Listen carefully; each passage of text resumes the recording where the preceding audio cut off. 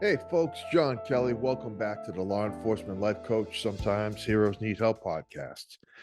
Today, we are going to sit down with Nicole, my Nicole. And a lot of you have heard about my infidelity from my perspective, my why, and why I did what I did. And as shameful as it was,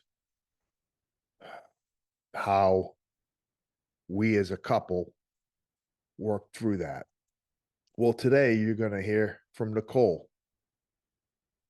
And, a lot of people have said to me, how your vulnerability and, you know, how courageous. And I don't know about any of that. What I do know is that Nicole has defined for me commitment, love, unconditional love, and vulnerability. If Many a times when I speak, I think she should be the one talking to you and not me. So today, Nicole's going to peel back a couple layers, and she's going to show you the strength of vulnerability and how you get through a betrayal, someone that you love hurting you, what that looks like, what it feels like. And for us, more importantly, like not for everybody, but for us, how you stay together. So without further ado, we're going to welcome Nicole, my Nicole, to the Law Enforcement Life Coach Sometimes Heroes Need Help podcast, episode 2 or 3 on the betrayal, my cheating. Thanks. Okay, now we're recording. Okay. Hey, buddy. It's a little cheese. What's up, cheese man?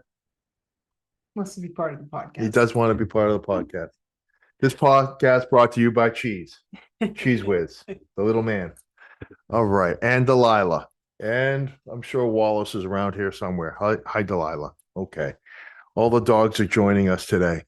So today I've got Nicole with me again. Last week, we talked about my alcoholism and that impact on you.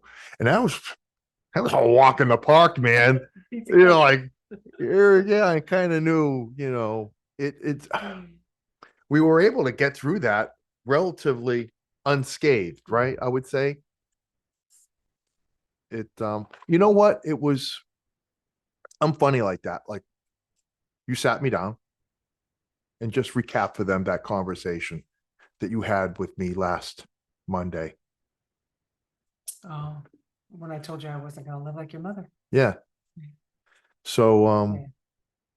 that was kind of, I usually don't do well with ultimatums, but that was like one I was like, oh, fuck, I better do something about this. So that, not having you in my life wasn't an option. Mm. So I went, got help, and stopped drinking. I want to say almost like pretty much cold turkey once I made the commitment, right? So we're like 27 years later and no drinking. Yeah, no drinking. And I I don't, did you think that was going to be like, that was the major obstacle in our relationship? Yeah, absolutely. Could you have ever foreseen that there'd be more? No, absolutely. No. But that's life, right? I mean, like, life is full of obstacles. You just you were like, we got through this. Like, that's the biggest thing I'm gonna have to face. I took notes. Oh, I have notes. I have notes here. And I wanted to ask. I don't want to get into why I did what I did, because I've at nauseum I've talked about why I did what I did and my lack of communicating and intentional wedges that I allowed to exist to push me. Mhm. So I kind of just want to jump right into it. Um, Everybody knows about the wedges, the non-communication, the non-connecting. We were married in 95 Mhm. and the affair happened in 2005. 10 years, if Yeah, long my time. my math is correct.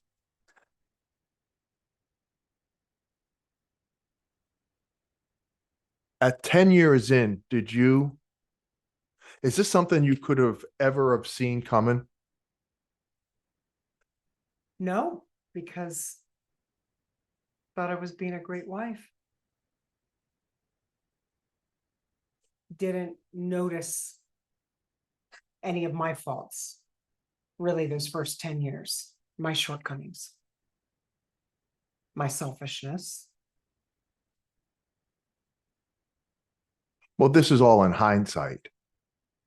Like you're realizing that maybe things weren't exactly perfect on your end, but I mean, Mhm. but like in that moment,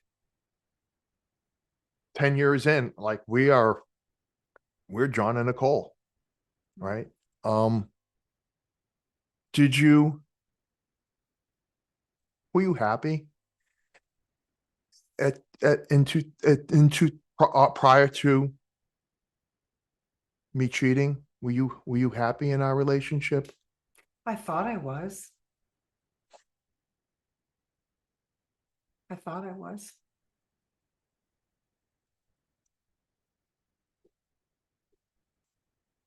I thought I was too, but I really wasn't. I confused, I think, our happiness with maybe materialistic things, if that makes sense. You know, like we were both hard workers, so we both would spend money on ourselves and on each other, go on vacations, you know, have nice things, drive nice cars. I think I know I got caught up in all of that, that was happiness. So that I don't want to paraphrase. So if I get it wrong, Yeah, smack me. So that was almost like the measure of the health of the relationship. right. We have nice cars, we have good jobs, we don't want for anything. We live in a nice house in a beautiful community. Yeah, We know now that that's all shit. right. Like that doesn't Yeah, even begin to matter. Did you would you say that we were running on autopilot for at sure. that point? Yeah, absolutely. Because I guarantee we wouldn't have been able to go another 10 years. When I look back on it now, I was surprised that we went as long as we did. Okay. So this is Because that's a something. long time to not discuss things with your partner. That's a long time to not say, I need this from you, or it hurts my feelings when you do this. That's a long time. Yeah, it's a long time to stay silent. Yeah.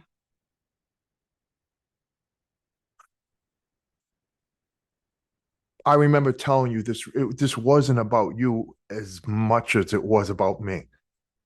And I think that's probably like a hard a hard concept to grasp. So that's a long time to be in a relationship and not communicate. Did you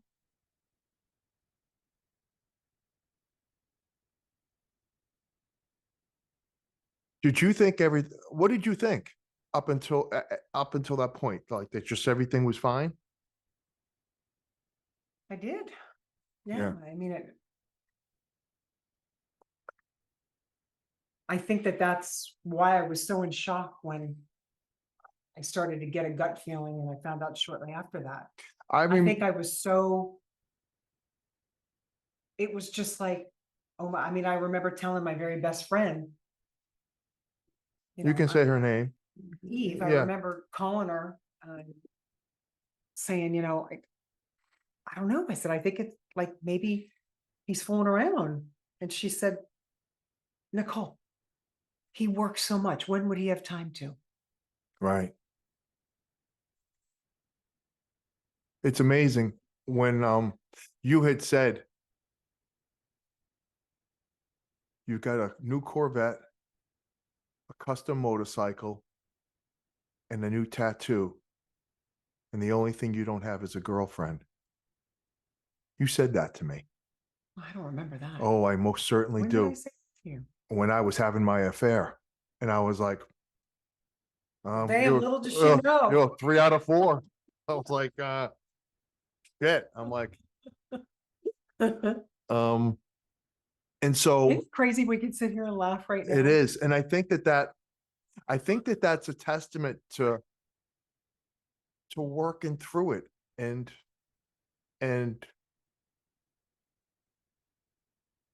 so I want to continue because I've got some things about that and I want to share them with you and I want you to share some of your thoughts. So in 2005, I'm not happy at all. And I have an affair. I cheat.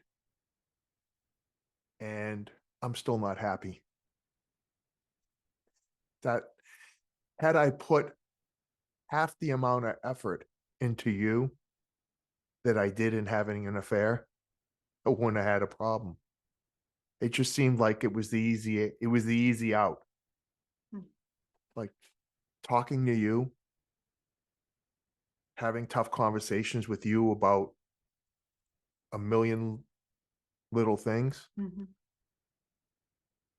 So I think it plays back to what you said about my alcoholism. You said you couldn't not have the conversation with me because it was that important. You couldn't live with yourself if you didn't have the conversation with me. Right. I was the exact, I couldn't, I thought I couldn't live with myself if I did have the conversation. So it was just easier not to have the conversation. But you were, like we said before, you were always like that. Yeah. Growing up, Yeah.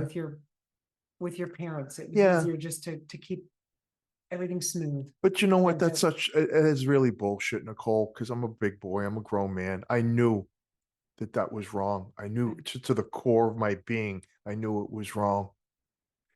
And it just didn't fucking matter. It's like, I know this is wrong. Like there was a part of my brain that was rationalizing it like, well, it's just fucking, it's not a big deal. Because I really still did love you. I don't know how you wrap your head around that. Yeah. When I say I still love you and I'm having an affair, what is that? What's your reaction to that?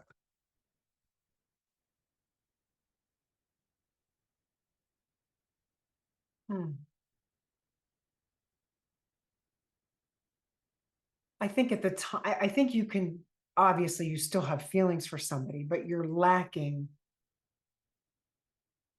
so much that you're not getting from that person that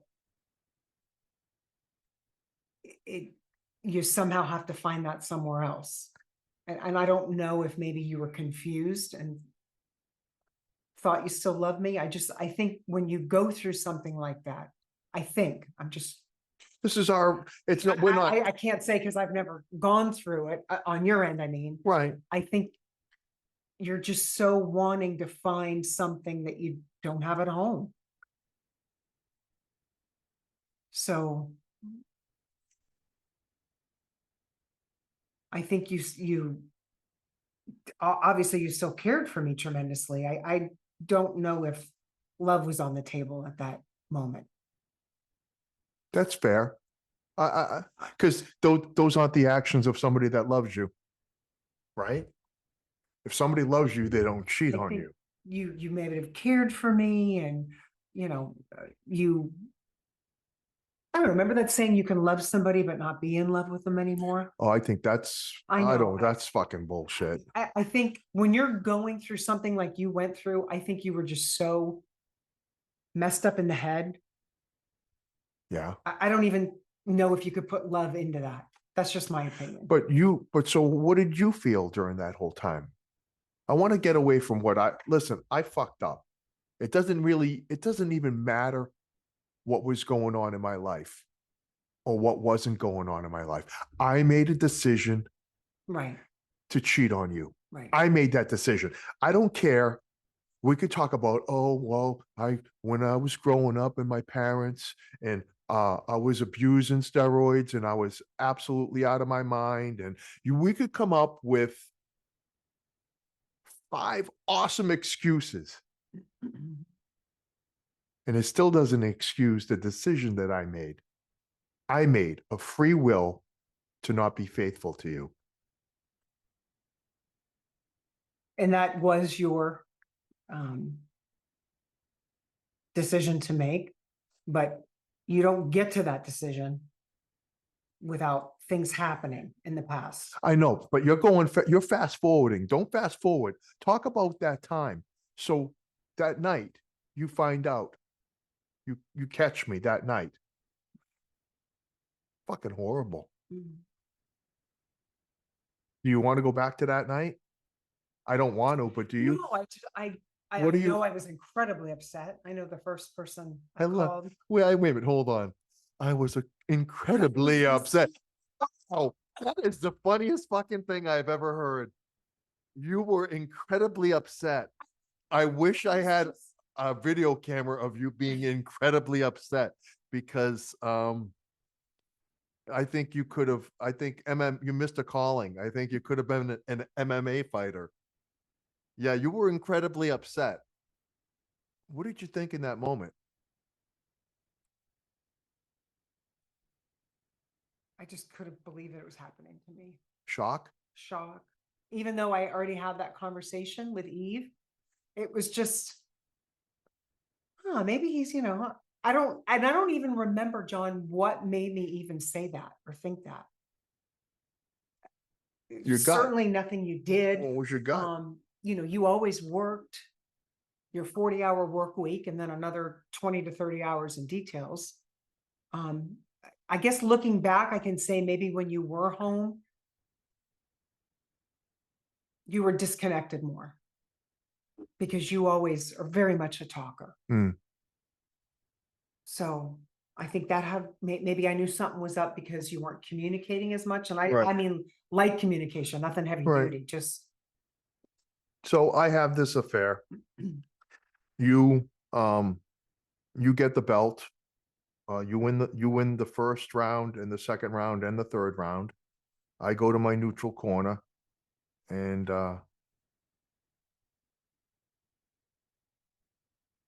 did you know you called your dad? And that night, Dad and Joe came to see me. I don't know if he told you what he did, but He never did. You Yeah. told me. Yeah, he grabbed me. I thought they were You coming. told me a long time after. Yeah. You didn't tell me for. I thought they were coming to kick my ass, and they met me at District 5, and he grabbed me.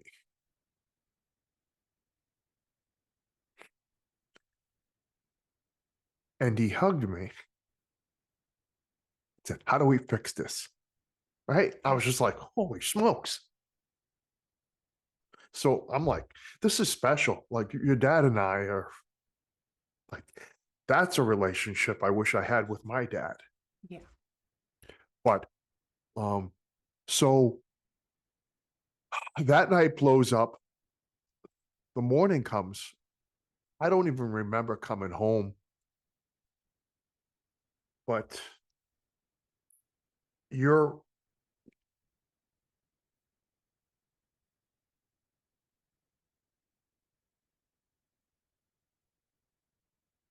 why did you think I had an affair at that point?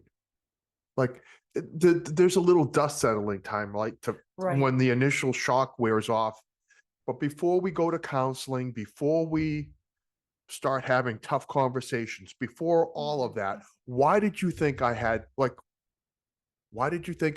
the affair?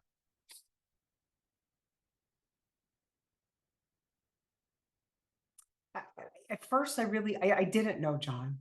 I think I think that's, once I got through the shock, I was so angry. Like I was still, I don't want to say denial, because at that moment I didn't know I was in denial. But I remember thinking, giving every reason why you shouldn't, like, gosh, I've been a good wife. I'm working. I bring money to the family. I didn't even think of all the things later on down the road that I wasn't doing. Do you think that a big part of, obviously,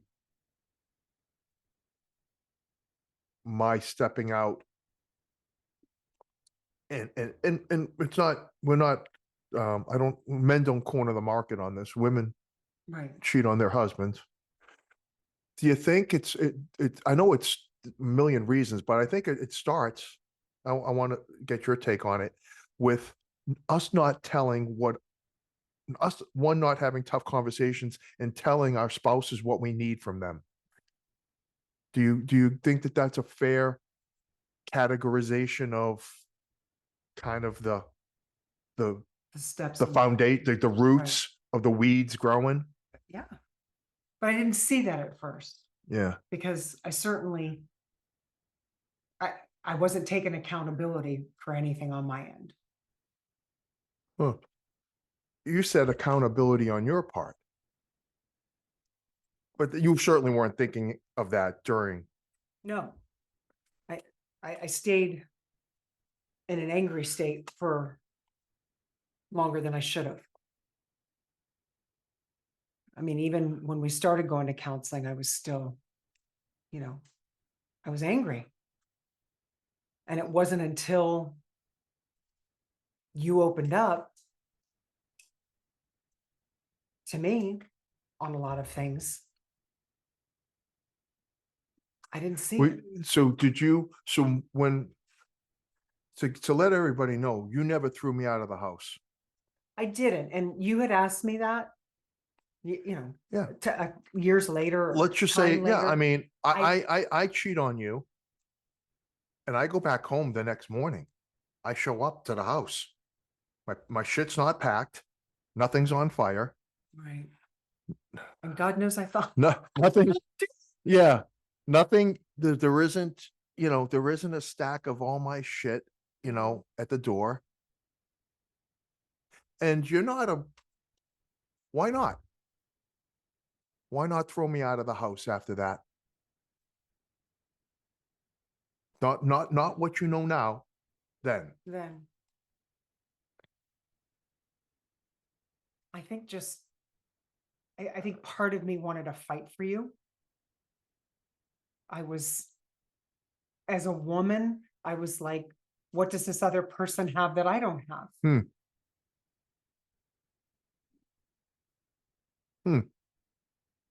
And it was like I wanted to prove to myself, kind of like I wanted to win you back in a weird way. It was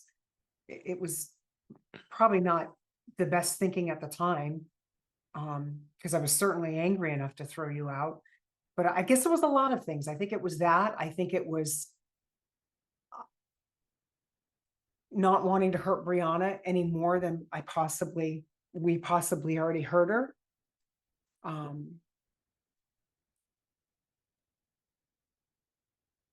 I think it was a little bit of embarrassment on my part, because everybody told me up to that point, you and John, you're such a great couple, and you look like you have the best relationship, which we did for probably a while, or at least I thought we did. The appearance Exactly. of. So I think it wasn't just one thing; it was a combination of things. Is it ever just one thing? Yeah, no. No, it never is, right? And so later on, you remember what you told me when I asked, why didn't you throw me out? I remember there are things that I wish I could forget, but I remember the things that I need to. You said, and this was something that when I speak, I talk about, and everybody in the room just goes, fuck. This is where your courage. Oh, I remember you saying to me, because I'm in a relationship, I bear some responsibility for the health of it. Maybe it's not 50-50, but to be in a relationship, I've got to own a part of that. Right. And I think you took that to heart. That was, especially once we started going to marriage counseling. Well, that's when a lot came out on your end of what you felt, what you needed from me that you never told me. So I have the affair. I come home. You don't throw me out. And it was, now that you've told me you didn't want to feel like you were like giving me up, or you were handing me over. Right. I remember vividly seeing you curled in the fetal position, sobbing. I don't think that was strategic on your part, but I can tell you, me being in that home, Yeah, and having to see that and feel that, and that was your punishment, probably. that was my punishment. Having to acknowledge, I see, this is what happens. See, we'll fucking hurt somebody and destroy them, and then we'll walk out the door and we won't see the consequences of our actions. That's how we fucking move through it. Right. I didn't know that at the time. No, but I'm, Because certainly to hurt you, that didn't make sense, really. no, but that was a good thing. I'm not saying it was a bad thing, because this is what happens when you don't see the consequences of your actions. You can never realize the severity of them. Right. I mean, I went, there was a significant amount of time where I didn't know what the hell I was doing or wanted.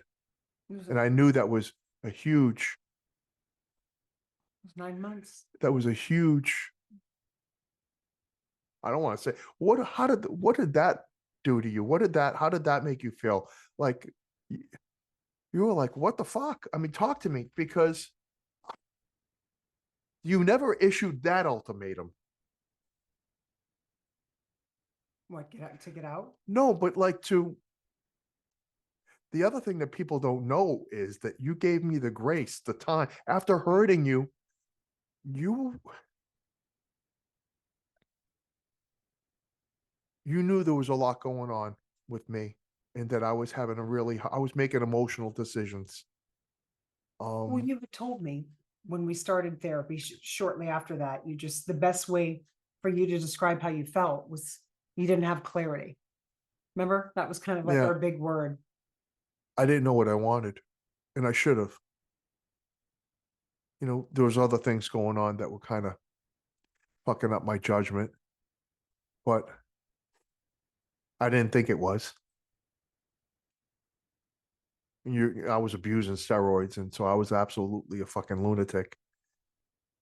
But that's a long time for me to be in your life with you really not knowing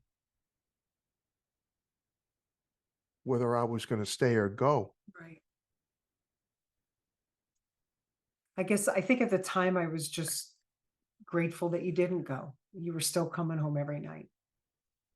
So I felt like I had a little piece of you.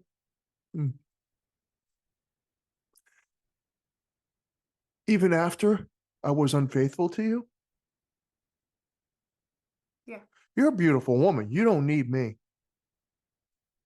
What was the other thing that you had told me that I want you to share with them about being best friends and the role that played? you said you only have one best friend. And I think if I wasn't your best friend,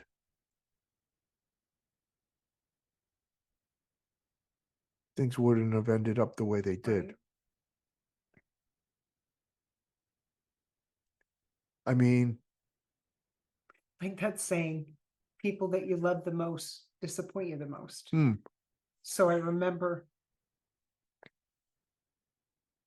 I just remember I prayed a lot.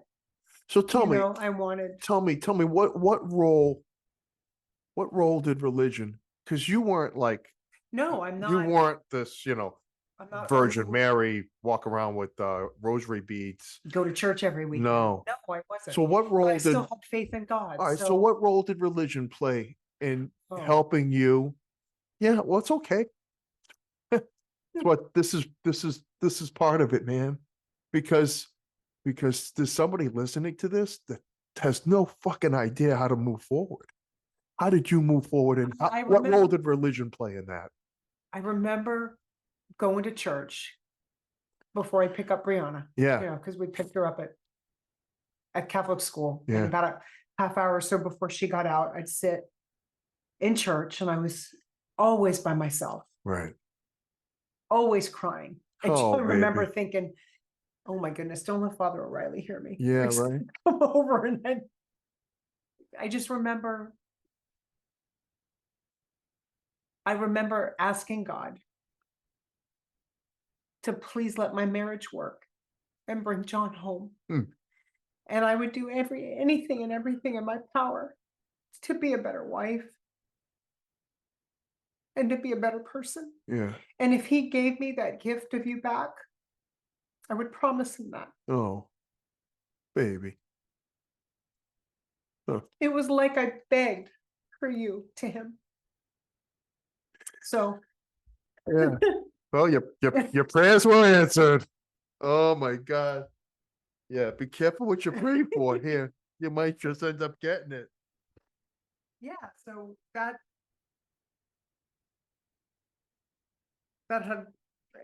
was my tremendous strength at that moment. Right.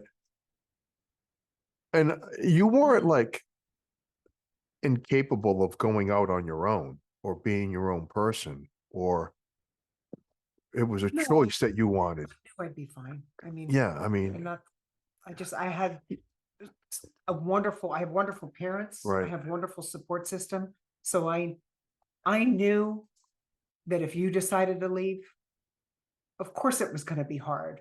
right.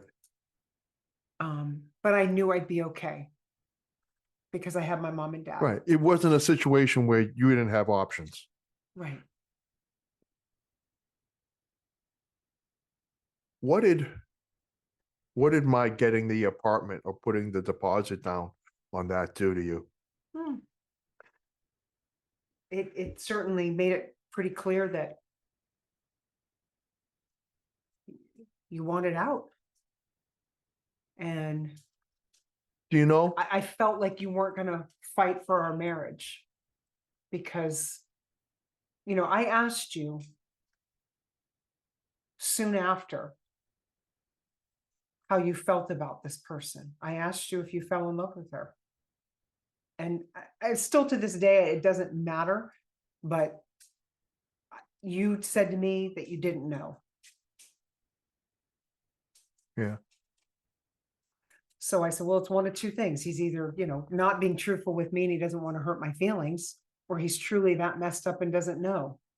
And at the time, of course, one would be worse than the other. I certainly didn't want you to tell me. They're both horrible options. Yeah. But of course, when I got clarity, did it really matter? See, that's where it doesn't matter. Nobody can take you away from anybody. A woman can't take a man away from another woman and vice versa, unless you want to be taken away, whether it's because you're unhappy or whether it's because you can't be in a monogamous relationship, which I knew wasn't you. Right. I knew you weren't that kind of guy because I would have seen that and we wouldn't have been married. Right. So Yeah. I look back and I ask myself, if the roles were reversed, would I be able to be as strong as you? Everybody's got their answer until they're in it. Right. Because you had told me prior to all this happening, you're like, well, you say, what was your opinion about people that, if somebody cheats on you and you're in a relationship? Or what I used to think? Yeah. Oh, yeah, once a cheater, always a cheater? Well, that, and you'd be gone. Yeah. You'd be gone. I There's think you no can way. have I a think, real your exact words, there's no effing way I would stay. right. And then you did.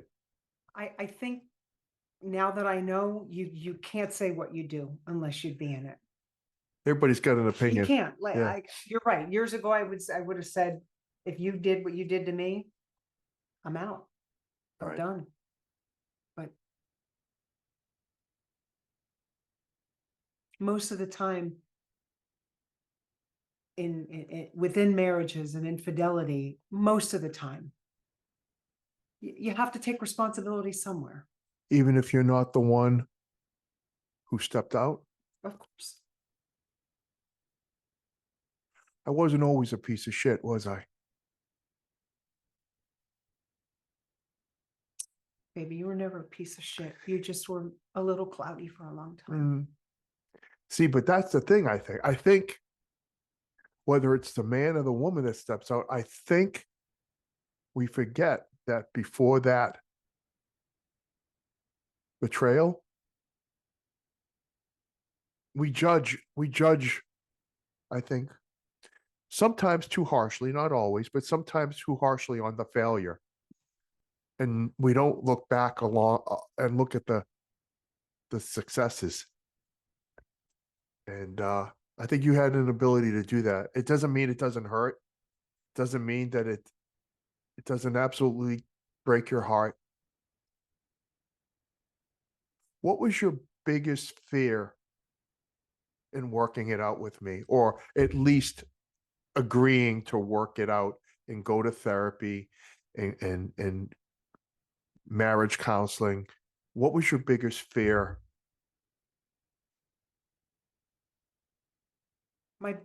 My biggest fear was that I always felt that maybe you still cared for this other person, because I know how you are and I know how your heart is. And I know for you to do something like that, that was big for you. I think I was afraid that if you did still care, that you'd go back It hurt you again and you'd hurt me again. And then it would be my fault. because you gave me a second Right. chance. You know, shame on, what's that saying?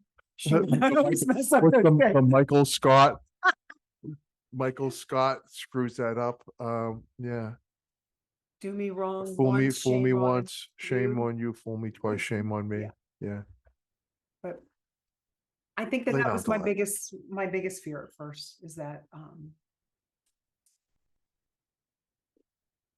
lay down. that you wouldn't have stayed and made it work with me. Yeah. That, you know, when you told me it was over, maybe it wasn't over. Right.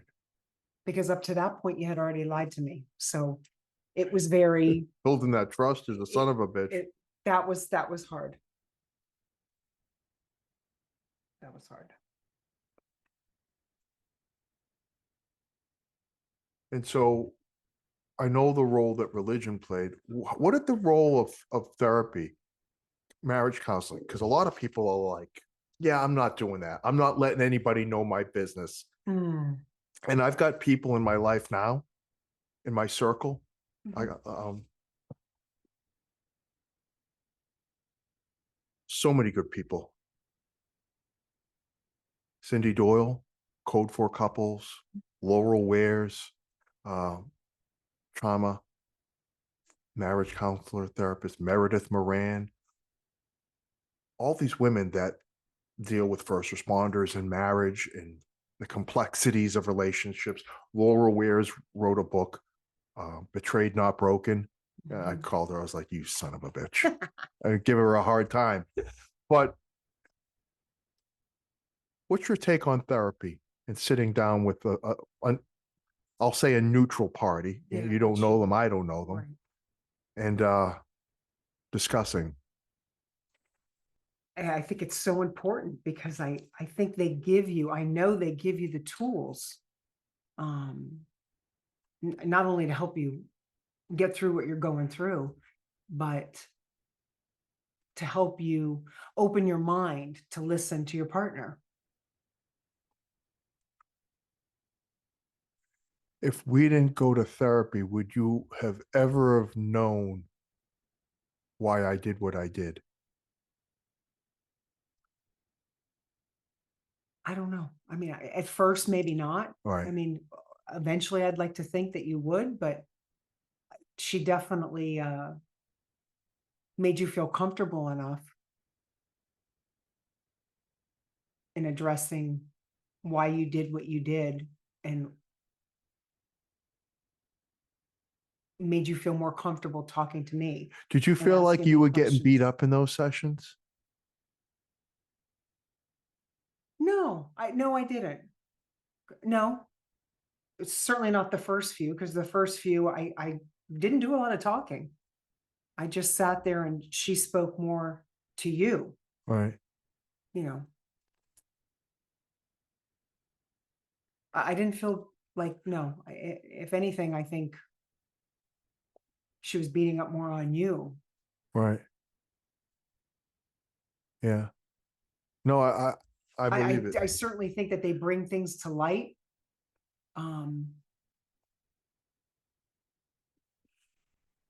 It made it feel more comfortable for you in the moment to open up to me. Okay. They're kind of like the director Yeah. of the conversation, because I had a lot of tough conversations that I needed to have that I didn't have. Like we talked about my mom. Right. We talked about, I mean, we talked about I mean, it things. was when things got brought up, I don't remember them. Like, I was like, well, why wouldn't he tell me that? Right. Why wouldn't he tell me, Nicole, it hurts my feelings when you get home from work and you don't talk to my mom for 5 seconds when she calls. Right. That would have been a really I easy mean, conversation to have with you. maybe I should have known, and that was my fault. My being selfish, not wanting to talk after, like I told you, I came home from working all day, and the last thing I wanted to do was talk on the phone. Right. And then I drove home in silence. Yeah. I love my job, but at the end of the day, it was like I didn't want to hear any more people. Right. Their problems, their issues, because in my field, it was all about them. Right. And really all I needed to do was say, I hear you, but it's really important to me if you just give my mother 5 minutes of your time. And that would have been the end of it. Of course, in hindsight, you look back and you think, how selfish. You give people you don't even know your undivided attention all day long. And the people that you love the most, you can't give them 5 minutes. And that was on me. That was on me. Right. So it was a lot of, is that a big thing? If somebody's listening to that, they're going to be like, well, that's not a big thing. But if it is a big thing if you hold a dozen of a lot of those little things, and then you hold it in for 10 years. That happens for 10 years and you never voice that how little you bit of feel. Bullshit over 10 years is that wedge. It's a big pile. You start dying by 1,000 cuts.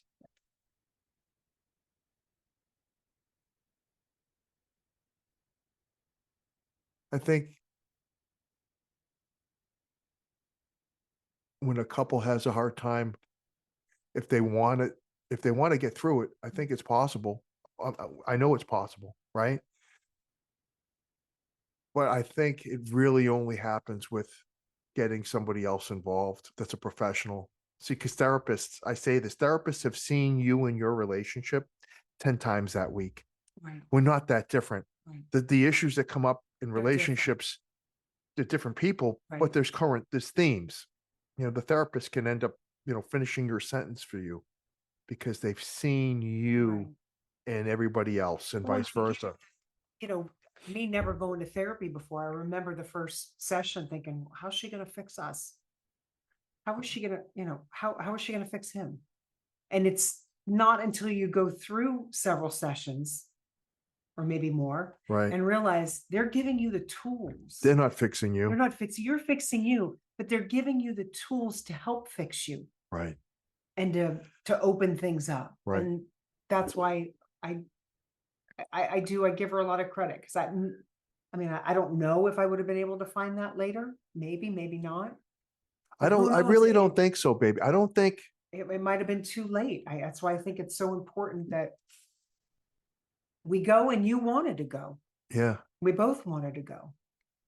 And that I think has to do a lot with moving forward is both people still wanting it. Because usually when you're the victim, she's the victim of an affair, it's hard.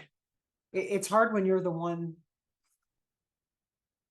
that was betrayed to go and sit in front of somebody. Oh, I imagine it was. But this is the thing that I think, I don't know if that happens if you kick me out. I don't know if that happens if you don't, say you wanted to fight for me. I don't know that happens if you don't show me grace and love. And I needed you to show me love and understanding at a time in our lives when I gave you no reason to do so. The fuck did you do that? How did you show me that love and grace when I was not deserving of it? I really wasn't, Nicole. Because I don't think if you don't do that, Right. not only do I not think that this marriage lasts, I don't know that if I last, you know. In this space, we talk about, mental health, and I've got another great friend, Olivia Johnson, who I talk about extensively. She's got the fatal 10. It's the way we live our lives. Mhm. And I know you know this because you've heard me speak of this, but suicide in the first responder community is a problem. For every bad guy that kills one of us, 2 to 3 of us take our own lives. Right. And of those 2 to 3, half of it is the result of a divorce. And I can tell you, I had no idea about these numbers or these statistics until after I retired, right? Because, you're in that space now. This is the thing I almost killed myself over. The shame of what I did to you and Bree. And my friend saw it. My friend saw where this was heading. And I don't know that you did. No, when you told me that years later, I think it Yeah. was years later, Yeah. I never saw that. I never saw that. I understand why guys carry shame. Like I always said, I think you probably have forgave me before I ever forgave me. Hmm. I don't know. That was the last step for me. I don't know if I did it before you. If you did it before me, I didn't know. No, That was the hardest step for me. Out of everything. That was the hardest. And How that was did the you? last thing. How'd you do that? How'd you forgive me? I think I realized that I just couldn't fully get over everything. Like I already had you back. We were working on our marriage. Um,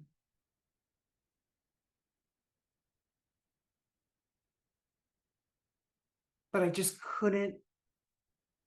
It's so hard to explain, but I wasn't 100% healed. Like I always felt a little bit of anger. Just a little bit of a negative feeling. That's the best way I can describe it.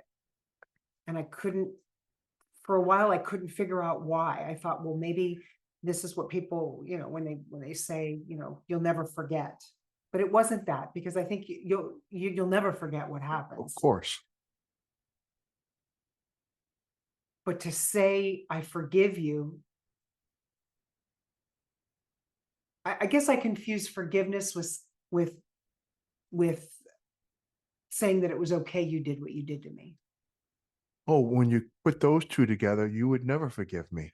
And I Right. think Yeah. I confused that for Yeah. so long, because I was like, no, there's So, no so, way. so this is an important part for the listener. So forgiving doesn't mean condoning. And I put those two together. If I forgive him, then he's going to think it was okay. Yeah. So even though I gave you tools to do what you did, that was still ultimately your decision. 100%. Correct. But to forgive isn't condoning. To me, it's just the last step you have to do before you move on. I remember saying to you, And I think it's part of forgiveness is taking accountability and I don't know, maybe just seeing why things happen the way they happened. It's almost like a melting pot. It's not just one thing. okay, But that was the hardest.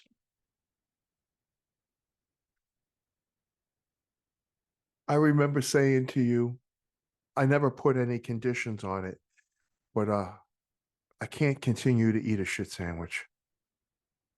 Yeah. If we're going to work this out, And that was prior to me forgiving it. yeah, right. And my dad would tell you, right? Oh yeah. He goes, "I'll be prepared to eat a few." No, and I knew it. Listen, there was no. I never put like a time, like if you don't Like, get over this. get over this, Right. like within the next, I never said if you don't get over, I just said, I hoped and prayed that you found your way through this, because every time I ate a shit sandwich, it was like we would take 10 steps back. a little bit. We do a step forward and 10 steps Yeah, back it was every just time like, I see well, it. like if you want this to work out, you got to stop serving me this shit sandwich. Like, I know, you're not telling me anything I don't already know. And that wasn't allowing us to heal. That wasn't allowing you to heal. It was making me feel better for the moment. then we got to the point where we could bust each Laugh other's about it. balls. There'd be something on TV, and you'd look over at me and go, I go, oh, great. That's a great show. Yeah, let's watch the show about the cop that's having the affair. I go, this is, you're fucking kidding me? If you could, and I really, listen, I commend you for, everybody likes to talk about the problem, whatever it is, but very few people are willing to be part of the solution. And I know as uncomfortable as talking about some of these things and having you relive them because I asked you to think about them. And your vulnerability and sharing, like that's the strength somebody else needs to get through a hard time. Like, how did she do it? And so you are the most powerful woman I've ever known. You really are. Uh, so we've been doing good this whole time for the most part, keeping it together. I don't want to not keep with that current trend. If there's someone, I don't want to say a woman, if there's someone listening who's going through a tough time, who was you, looking back on everything that you know now, what's some advice that you would give to that person if they've been cheated on and their heart is absolutely been ripped out of their chest? Hmm. What are some things that you could say to them that you think would be helpful in supporting them at this point? I know that's a tall order, baby. Yeah, no, I think just surrounding yourself with people that you love and you respect. Um, and honestly,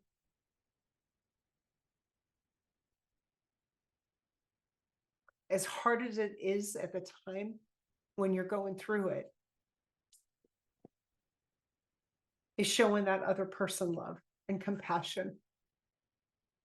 And that's really hard when you're hurt Yeah. and you're angry or you're shocked or you're anything other than feeling love and compassion. Huh. Um,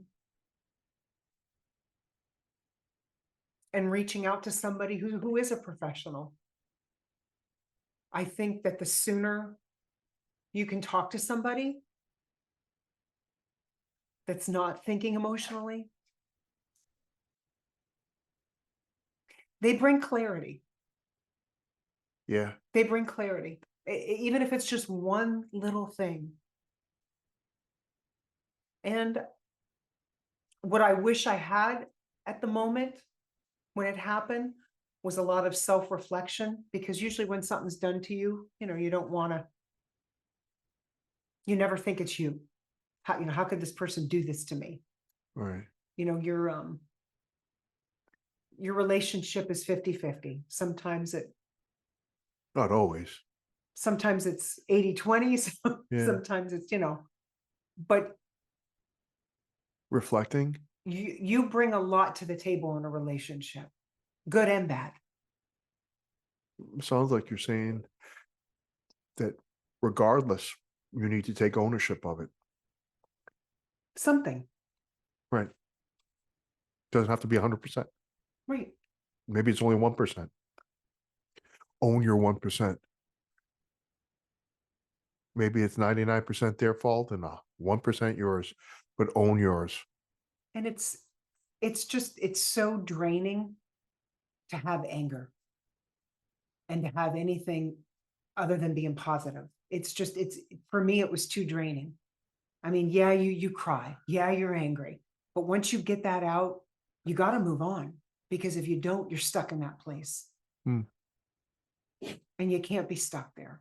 No. Whether, and I'm not saying that, every marriage has to be saved. I mean, No. of course, I think a lot of marriages, Like we are like can be. pro work it out. Right. Yeah. I think there's valid reasons why it's better to walk away. Right. But I do believe that there's more marriages that fall apart than they should. Right. I think staying in it and working is hard. Doing the hard work, having the tough conversations.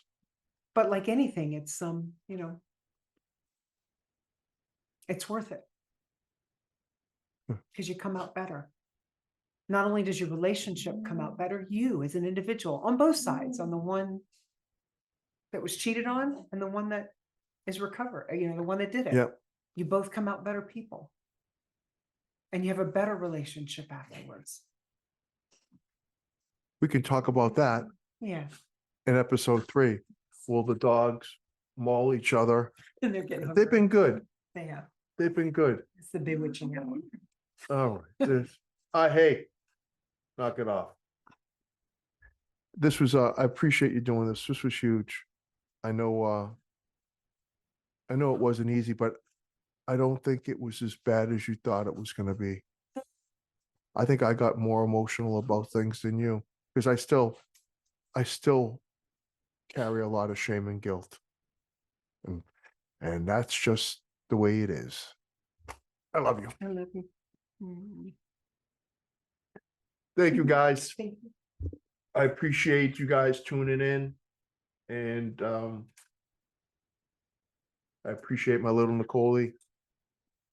And we are going to get back with you next Monday when we talk about life after and how you grow and enhance that which once was broken. Mm. Until next week. What do we say, Nicole? Take care of yourselves and each other, Mhm. and I'll see you down the road. God bless.